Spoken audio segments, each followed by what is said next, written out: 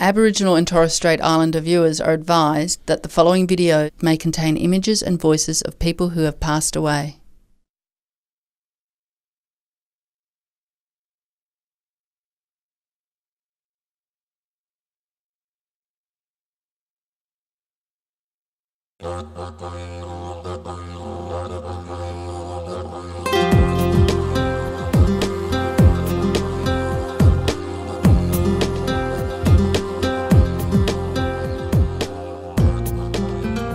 What makes me strong is when me and my dad go down to Northern Territory and because Dad and my cousins, they teach me corroboree and that.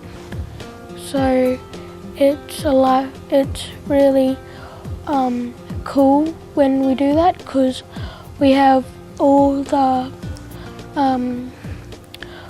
traditional owners, and I know that my ancestors will be watching over me. The stuff that makes me stay strong is my family, my culture. Like my mum, she always told me, don't worry about what people say, just keep that positive reinforcement. Just keep us strong that we respect our culture, then we respect other people's culture too. So they don't get down, or when other people went down, we always respect their culture. We don't swear their culture that. So it's very important when we have our culture, we are strong. We are strong with who we are. We can identify and we can stand up, and you don't have to be frightened, and because you have that power within you. Identity and strength and spiritual connection for Aboriginal and Torres Strait Islander children is very important, and they need that connection with land and that because that's how they've been raised. So if they don't have those senses of connection, belonging, family and things being forefront in their lives, then that really puts things out of context, out of perspective for them, and that really plays with their confidence, their safety, their self-assurance. So we really need to make sure we have those balances for all our Aboriginal and Torres Strait Islander children, even if they're not living on land that they feel connected to as such, having that connection of this is my country, this is my homeland, and being able to talk about it and having other people understand what they're talking about when they're talking about country, I think is very important for them in their identity. Aboriginal. Ngawe Levante. Schools can be a really big protective factor for children and families by being attentive to the needs of the families and addressing those needs, whether it be by support staff and instructing them to reach out to families and support them, or providing programs that target the special needs of their students. All children fall prey to certain risk factors. There might be some pressures at home that affect them in the family. There might be parental strain, there might be employment issues, substance issues, or perhaps violence issues. At school, there might be bullying, there might be struggles with schoolwork which make them inattentive and are prone to getting in trouble a lot.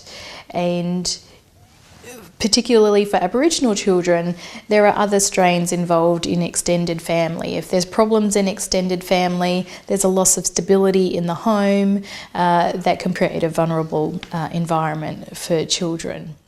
Some of the ways we support students to be culture strong is to share their culture and to be confident and able to. So we have dance lessons, we share cultural songs, cultural expectations, and how different cultures operate.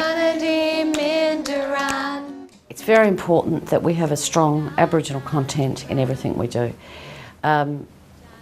So the kids are always being reflected.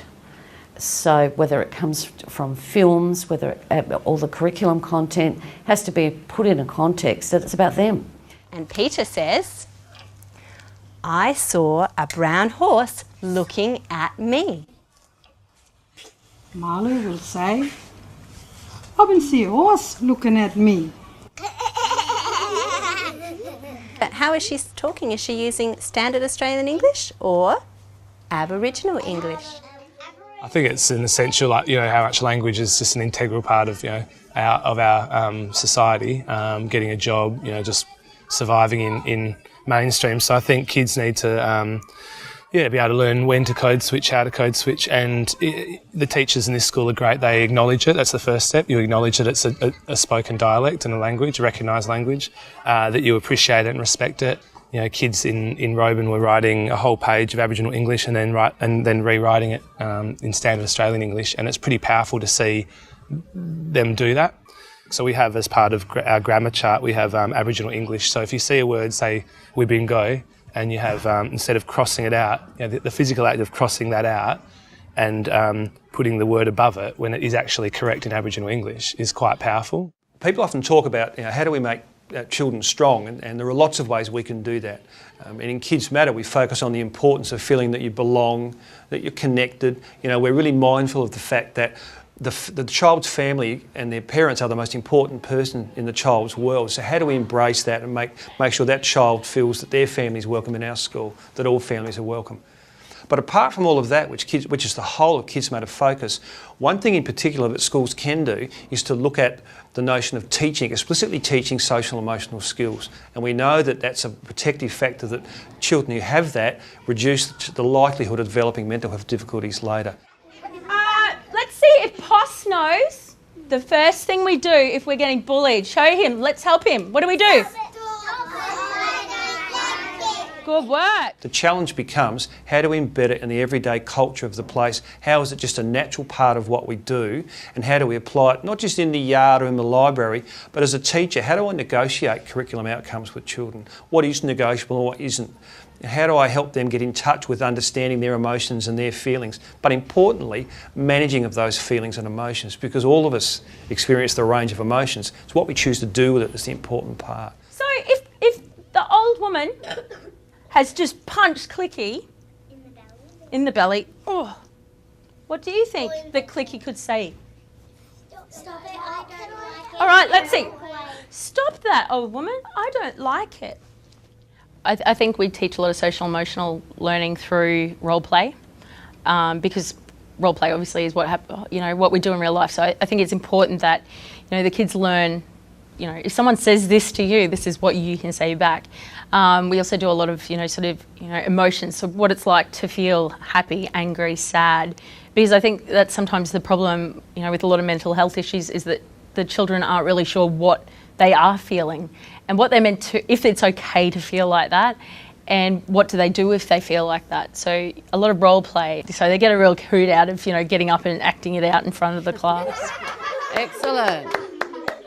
You can teach social emotional learning skills at all ages through a variety of different techniques such as role play, social turn-taking games, things like creating and maintaining friendships, learning how to control your feelings, learning to negotiate conflict, and the most important one is learning to ask for help.